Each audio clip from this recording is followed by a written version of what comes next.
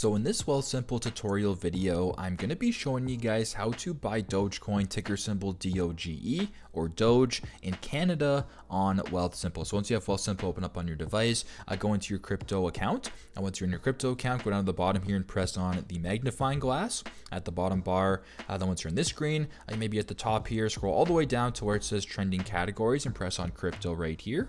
Now to buy Dogecoin, simply go down to where it says ticker symbol DOGE or Dogecoin below and press on Dogecoin right here. Now if you want to purchase Dogecoin, press on buy in the bottom left.